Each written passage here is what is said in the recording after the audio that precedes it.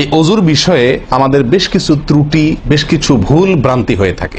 অজুর যে ভুলগুলো হয়তো আপনিও করেন, আমরাও করছি প্রতিনিয়ত, কিন্তু জানি না। এখন একটা সমস্যা হলো, আমরা আজকাল বেশিরভাগ লোক অজু করি হলো টয়লেটের মধ্যে, আর টয়লেটের মধ্যে আল্লাহর নাম নেওয়া নিষেধ, ঠিক না ঠিক?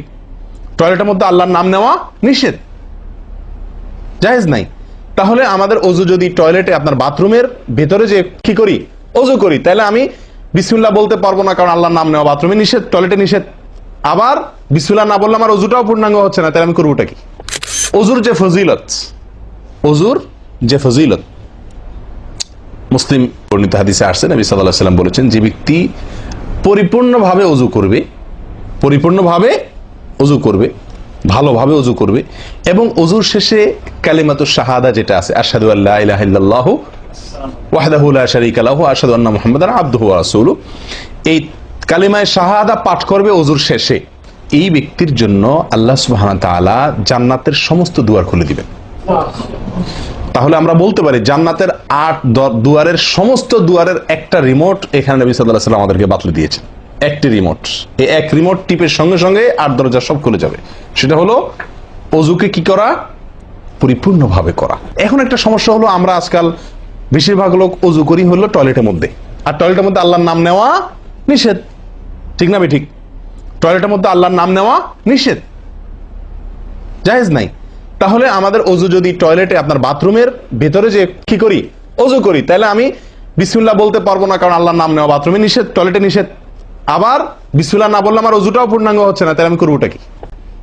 বলেন, সমাধানের পথ কি? কি করব? কি নিষেধাজ্ঞা অমান্য করে বিসমিল্লাহ বলবো, নাকি আপনার বিসমিল্লাহ ছেড়ে দেব? তাতে তো অজু আবার পূর্ণাঙ্গ হবে না, দুইটাই সমস্যা না? এই জন্য উত্তম এবং সবচেয়ে ভালো হলো অজুটা বাহিরে করার চেষ্টা করবেন। বেশিরভাগ জায়গাতে, সব জায়গাতে কম বেশ, বাথরুম টয়লেটের ভেতরে যদি বেসিন থাকে, তো বাইরেও টেপ বা বেসিনের ব্যবস্থা থাকে না থাকে না? বিশেষ করে বাসা বাড়িতে অথবা অফিস আদালতে দেখা যায় যে ওই টয়লেটে অনেক সময় আমরা কি করে ফেলি, অজু করে ফেলি। এটা উচিত না, এটা একটা ভুল আমাদের। অজু আমরা করব বাহিরে। কেন? কারণ টয়লেটে অজু করতে গেলে আল্লাহর নাম নিতে হচ্ছে, আর আল্লাহর নাম নেওয়া নিষেধ। সেখানে আমি আল্লাহর নাম নিতেও পারছি না, আর নাও নিতে পারছি না। যদি নেই তাহলে আল্লাহর নাম নিয়ে গুনাহ করছি টয়লেটে, আর যদি না নেই তাহলে আমার অজুটা অপূর্ণাঙ্গ থেকে যাচ্ছে, ঠিক না ঠিক? এই জন্য আমরা উত্তম হলো অজু করব কোথায়? বাইরে এসে, যে কোনো টেপে। কথা কি বুঝাতে পারছি?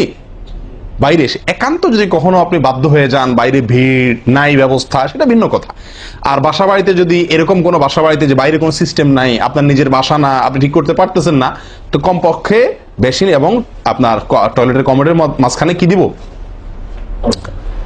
একটা পর্দা বা ওয়াল কোনো কিছু দিয়ে নিব ইনশাআল্লাহ। কথা বুঝতে পারছি ভাই? আল্লাহ তাআলা আমাদের সকলকে এই বিষয়টি লক্ষ্য করার তৌফিক দান করেন। তাহলে ভাই আমরা বিসমিল্লাহ পাঠ করব অজু শুরুতে, লক্ষ্য করবো ইনশাআল্লাহ, যাতে করে অজু শুরুতে বিসমিল্লাহ পাঠে ভুল না হয়। মনে থাকবে তো ইনশাআল্লাহ? আল্লাহ আমাদের তৌফিক দান করেন।